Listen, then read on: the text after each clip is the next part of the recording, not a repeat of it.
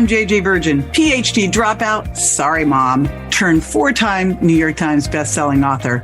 Yes, I'm a certified nutrition specialist, fitness Hall of Famer, and I speak at health conferences and trainings around the globe. But I'm driven by my insatiable curiosity and love of science to keep asking questions, digging for answers, and sharing the information I uncover with as many people as I can. And that's why I created the Well Beyond 40 podcast, to synthesize and simplify the science of health into actionable strategies to help you thrive.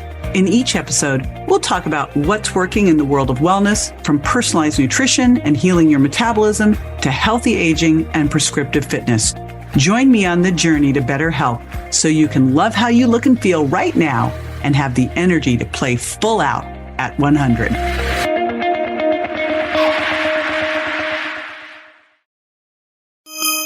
If you're over 40 and trying to lose weight, make sure you're not making any of these 5 diet mistakes. Even making just one of them could get in the way of you losing fat and instead cause you to gain weight. Now, I've been working in the weight loss world for over 35 years, and these are things that you may be doing to get healthy that could actually be sabotaging your weight loss efforts. So here's the first one: counting calories rather than macros. Calories count, but where they come from counts more because of the hormonal impact of food. There's 3 macros. I'm going to show you how this all plays out. They are protein, fat, and carbohydrates. So protein, in terms of the macronutrients, is the most thermic. What's that mean? It burns more calories for your body to be able to assimilate it, use it, put it to use on your body. And really, I want you to think of protein more as function rather than fuel, because while it can be used as a fuel source, it's really put together to build your body. Protein not only is thermic, it also has better satiety than the other macronutrients. It helps you feel fuller longer because it releases GLP-1 and PYY. These are neuropeptides that are satiety neuropeptides, plus it slows down stomach emptying. So all these things say you eat protein, you're not as hungry. We've been eating protein all wrong. Our protein RDA is ridiculous. It's so much lower than it should be. We need to eat at least twice of what that RDA is. So where it says 0.8 grams per kilogram of weight is what you should be eating, first of all, we're in the United States. We do pounds. I say 0.8 grams per pound of ideal body weight. So that's first. And that's where I start to build my plate when I'm looking at macros, is I know that if I'm eating 0.8 grams per pound of ideal body weight, let's do the math. Let's say that that's a 150-pound person. So 0.8 would be 80-40, would be 120 grams. 120 grams, I'm eating 3 meals. That means that I need to get 40 grams at each meal. So there you go. So that really important to start the day with protein. So 40 grams of protein each meal. That's first. Next up, carbohydrates. Now, carbohydrates, when you eat them, are going to raise your blood sugar and make your body release insulin to bring the blood sugar back to normal levels and to be able to use that carbohydrate, get it into the fuels, right? What I really want you to focus on first are non-starchy vegetables. So right here, next up on the plate, are non-starchy veggies. And what I want you to think of here is eating at least 5 servings a day. A serving is a half a cup of cooked or a cup of raw. So once you've done those 2 things, then you can look at having some carbs from what I call low carbs. And these should be whole foods-based, plant-based, and it's fruit, it's tubers, it's roots, it's beets, it's wild rice, it's winter squashes, legumes. Fruit, it's a cup. The rest of those things, it's about a half a cup. And for those, the low carbs, this is 0 to 2 servings per meal, right? Now, with these macros, quality super duper. With all of them, quality matters, but especially when we're looking at carbohydrates, you want whole foods carbohydrates because they come with lots of fiber that slows down the blood sugar response. Remember, carbohydrates cause a blood sugar rise.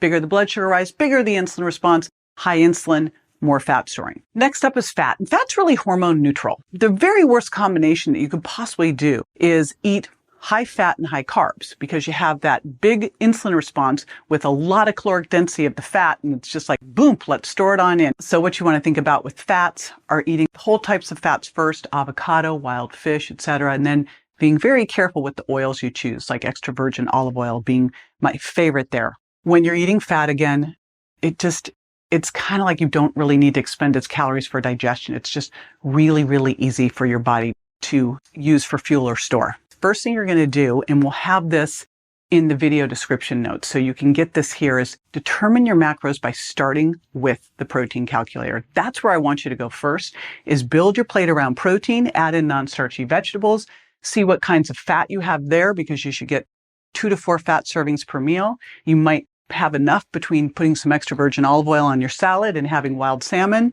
and then see if you need a little slow, low carb. Maybe you're going to have some blueberries for dessert, and that might be fine. But let's focus on macros, not calories, because if we're focusing on calories, you might just say, you know what? I'm going to eat 1,000 calories a day. I think I'll just eat Snickers bars. Obviously, that would have a really poor hormonal response. So number 2, cutting down on protein. Now, I just kind of did my rant on protein, but I'm going to go a little deeper here because our protein recommendations are basically from the dark ages. Well, not really, but they're from World War II. And they were really when we were rationing things, and it was there to protect us from deficiencies and starvation. It's not there. The RDA does not optimize your health. Here's what I want you to think of. And I'm going to talk grams per ideal body weight. And this is really important because, again, you're going to figure out your ideal body weight by looking at a height and frame chart and then looking at your range and knowing the number that works best for you. Where do you feel you're best in that range? And so when you do that, the very minimum, I say, is 0.6 grams per pound of ideal body weight. My ideal is 0.8. And then if you're in a big phase of recovery, under a lot of stress, or really working on putting on muscle mass, or you're trying to both lose fat and put on muscle, which if you're trying to do that and you're fit, fairly challenging, but boy, you really have to focus on protein if you're doing that, then I'm going to focus on 1. So if your ideal body weight is 150 pounds, then you got 120 grams of protein. If you divide that into 3 meals, that's 40 grams of protein per meal, right? And remember, plant-based sources here are not going to get you as far as animal-based sources. Oftentimes they're low or deficient in one or more of the essential amino acids, which we're getting 20 from our animal-based foods. There's 9 that we need. We can't make ourselves. And so we have to get them from our diet. So overall, you're going to be able to get more of this, more bioavailability, better protein quality from animals. But remember, you are what you eat 8. Now, some of the things you can do here to help you are to use, I have my protein shakes, my Reignite Wellness protein shakes, and my collagen. And these are things I use every day, especially for the morning when I do my loaded smoothie, to make sure that I'm starting the day with at least 30 grams of protein. And those bumper meals are so important, your morning and evening. So make sure you're getting your protein in those meals for sure. That is the most important. The third thing, I still remember in the 80s when all of a sudden everything went low fat, fat free. Do you remember this? Do you remember growing up on all this, like, they're fat free, it's low fat, we can have as much as we want, it's fine. Here's the challenge with that. We know that that was a big fat lie. Cutting down on fat did not bring us the promised land that it said it would, and it left us hungry and more insulin resistant. And here's the deal. We can live without carbs, but we can't live without protein and fat. Our brains and hormones need fat to thrive, and fat supports your skin health as you age too. And making an oil change, having the right types of fat, lowers inflammation. Fat's key critical, helps our body make steroid hormones like cortisol and estrogen and progesterone and testosterone. It helps us produce cholesterol. And by the way, if you've been trained to think cholesterol is evil, you need cholesterol to make hormones.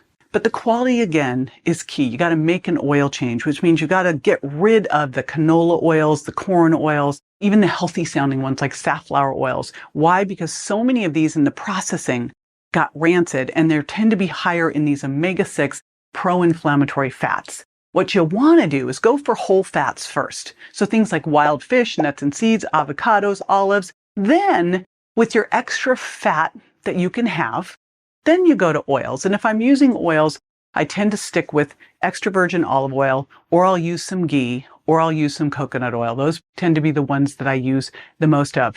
Plus, I take omega-3s every single day. I take my omega ultras from Reignite Wellness every single day because there's great research showing that omega-3s can help slow the aging process. In fact, there was a 2022 review in the Biomolecular Concept. This one showed that omega-3 fatty acids may possibly affect telomeres. What are they?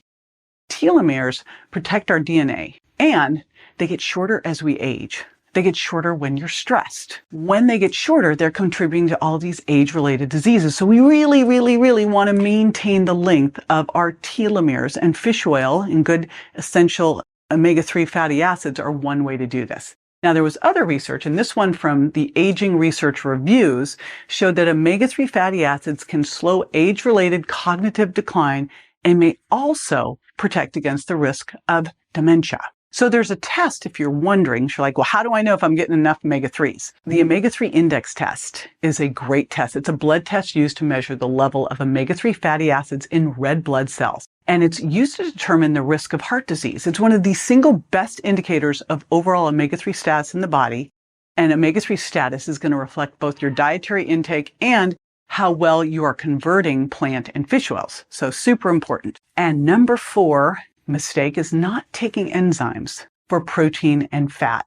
I don't know if you've noticed, but as we age, your digestive enzymes decrease and your stomach acid decreases. What happens when you do this is now you cannot get the nutrition from your food, right? And we know, besides age making this worse, stress really makes this worse. We know stress lowers stomach acid, right? As well as making leaky gut. And the bottom line is you are only what you absorb. So if you're eating super healthy, but you're having absorption issues, right? You got a problem.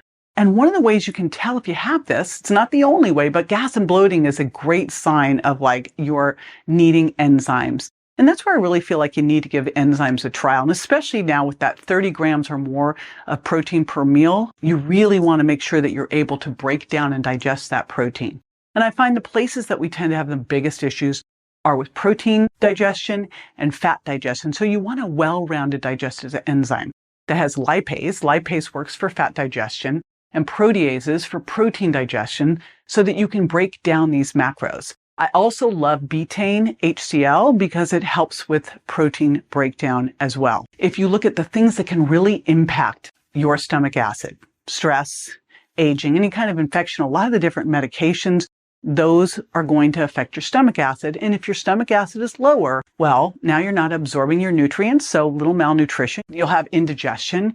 It's kind of like that feeling of eating, but it's just sitting there, right? It can cause small intestinal bacterial overgrowth because you're not able to get the food out of your stomach, then the migrating motor complex and into the small intestine you can't clean out. And it can cause different kinds of microbial infections because the stomach acid isn't there to kill things off.